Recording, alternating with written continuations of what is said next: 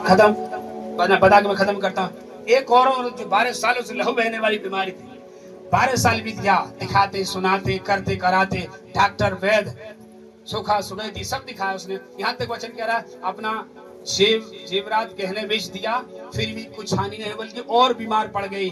लेकिन ये औरत ने जिद ठान लिया, मैं इस खुदाबंद को छू के रहूंगी। खुदाबंद का नाम सुनी हो, वो मुर्दों को जलाता है, वो लंगड़ों को चलाता है, वो सड़े हुए मुर्दों को जलाता है, और मैं भी उस पर विश्वास करूंगी तो ठीक हो जाएंगे। और उसने ठान लिया, मैं भले कमजोर हूँ, मेरा ब्लड की गिरने की बीमारी है, मैं दौड़ते दाड़ते कसते कासते ठूसते ठासते किसी तरह जाऊंगी और उस परमेश्वर के आंचल को छू लूंगी तो मैं चंगी हो जाऊंगी।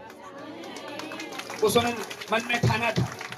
वो भी एक जिद है शैतान को हराने के लिए, बीमारी को हराने। जो बीमारी 12 सालों से उसको टुरका लगाई हुई है, आजकल करते करते बीत गया 12 साल, उसने जिद ठाना, आज इस परमेश्वर का मैं आंचल छू के रहूंगी।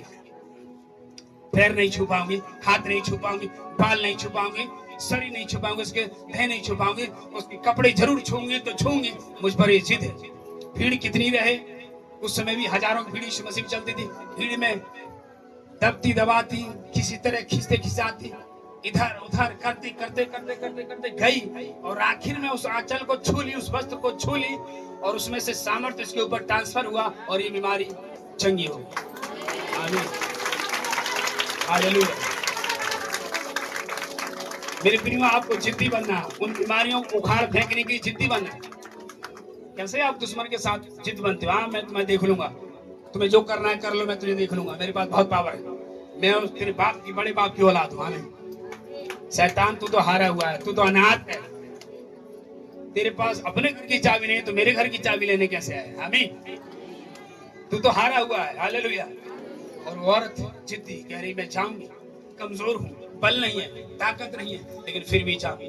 भीड़ में हिलते डुलते गिरते उठते जाऊंगी और आंचल को छूंगी। और उसने छू लिया, जो ठाना उसने छू लिया, और उसने जो चाहा और परमेश्वर ने चंगा किया।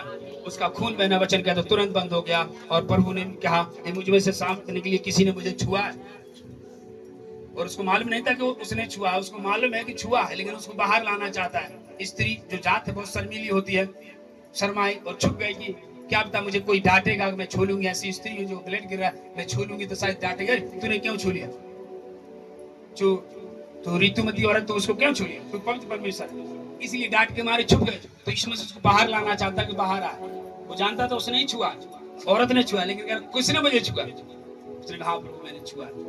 और इसी में डांटर ने क्या बोला मालूम है? जा पुत्री, तेरे विश्वास ने तुझे चंगा किया। हालेलुया। ये ढाढ़स, ये विश्वास आपको चंगा करेगा। ये ढाढ़स, ये विश्वास, ये जिद आपको बिल्कुल चंगा करेगा, आप ठीक हो जाएंगे। आमीन। आपको प्रेयर में जिद्दी बनना है, प्रार्थना में जिद करना है, प्रार्थना में, लड़ाई झगड़े में नहीं कि जिद्दी कर रहे मारूंगा पीटूंगा, ना। आप प्रेयर में शैतान को भगाने। हमारा सबसे बड़ा दुश्मन कोई इंसान नहीं है, शैतान है।